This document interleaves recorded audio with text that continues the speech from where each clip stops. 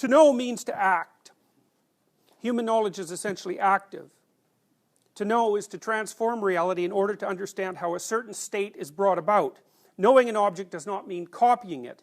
It means acting upon it. Knowing reality means constructing systems of transformation that correspond more or less adequately to reality. Knowledge is a system of transformations that becomes progressively adequate. In fact, if all knowledge is always in a state of development and consists in proceeding from one state to a more complete and efficient one, evidently it is a question of knowing this development and analyzing it with the greatest possible accuracy. So here are the sorts of questions that Piaget addressed himself to. They're very fundamental questions. Upon what does an individual base his judgments? What are his norms? How is it that these norms are validated? What's the interest of such norms for the philosophy of science in general? And how does the fact that children think differently affect our presumption of fact itself? More problems.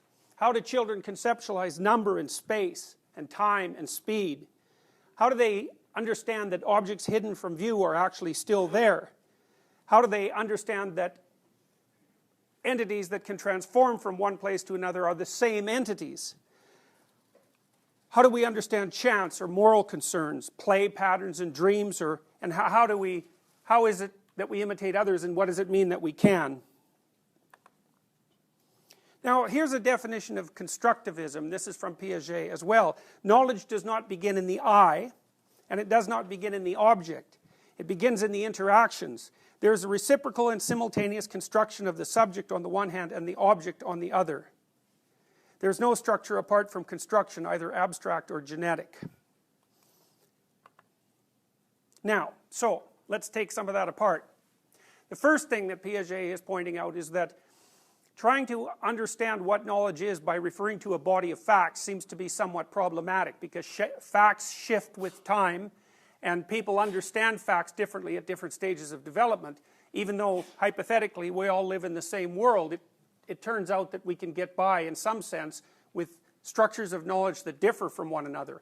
I think the easiest way to understand that is actually to take something like a pragmatic perspective. And a pragmatist, and I think Piaget is a pragmatist, and pragmatic people basically say that, because they're interested in what constitutes truth, and of course we know that we don't have absolute truth about anything. So the question is, if you don't have absolute truth about anything, how do you know when what you know is enough? And the pragmatic answer to that is, you set your own conditions for truth with each of your actions. And the way you do that is by specifying an outcome. So if you tell a joke and the outcome is that people should laugh, you know, even if 70% of the people laugh, then that's probably good enough.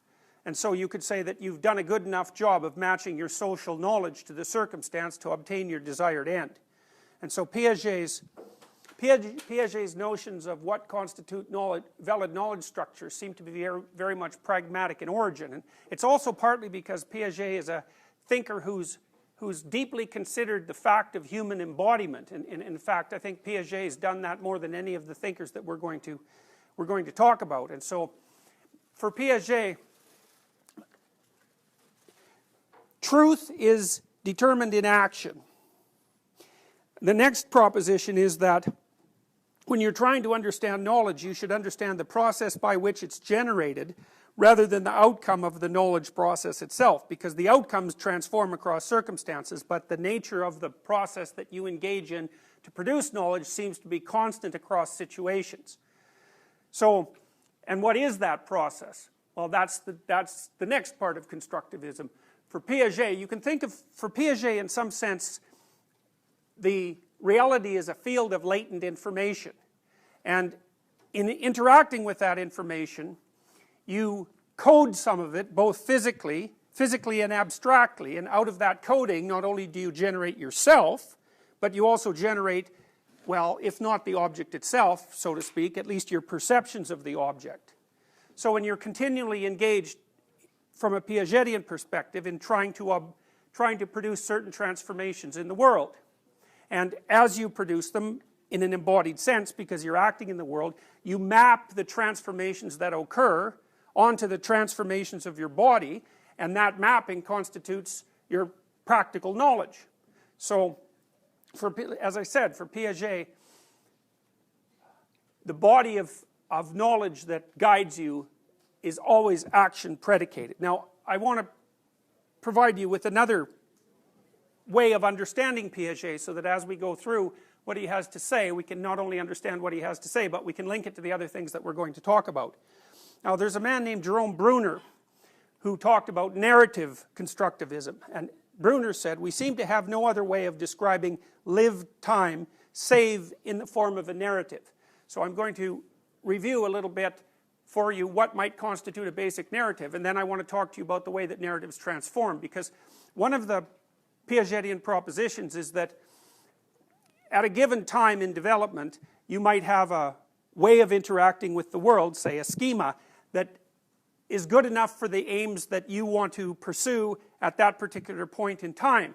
But there may come a time when there are transformations of one sort or another that could be specific to you, or that could actually happen in the world, where if you continue to perceive and act in that manner, you're not going to get what you want. And so, for example, here's an example from a developmental perspective. When you're 8 years old, it's probably okay for your mother to arrange play dates for you, but if that's still happening when you're 15, there's a problem. And so you can see that the manner in which someone interacts with the world, even if it's successful at one point, isn't necessarily successful in the next. And sometimes there are qualitative transformations in the world that mean that the structure that you're looking at the world through has to reconstruct itself to take in more information, and then you have to act out that new body of knowledge. That would be accommodation from a Piagetian point of view. Piaget assumes that there's two things happening when you're interacting with the world. One is that your current body of knowledge is sufficient, and all you have to do is add to it in a rather normative way. And if any of you know anything about Thomas Kuhn, that is roughly equivalent to Thomas Kuhn's theory of normal science. So normal science occurs when the body of theory within a given scientific domain is quite sketched out, and what people are doing is basically mopping up the details. So you might say that right now in personality theory, the psychometric Big Five models are paradigmatic, and what people are doing is not so much arguing about whether or not that structure exists, but are arguing about something smaller, which is what information can you derive from the world if you take as your set of assumptions that those 5 dimensions exist. And you can see that that's a less comprehensive question than do the 5 dimensions themselves exist. So assimilation is when you have a notion of how to act in the world so that things happen the way you want them to, and you can just add more to that. And accommodation occurs when instead the novelty and the transformations that you've encountered are so large that you have to reconstitute the theory itself in order to progress. So for example, in the example I used, where when you're 8 or 9 years old you can have play dates arranged, but you can't when you're 15, the reason for that is that you're undergoing a series of maturational changes. A large number of them are physiological.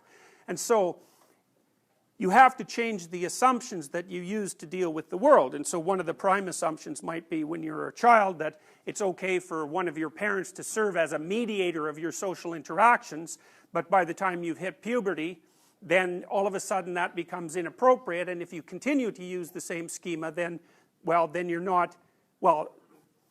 you're stuck at a developmental stage that you shouldn't be stuck at. That'd be roughly equivalent to Freud's idea of fixation. It's a similar idea. So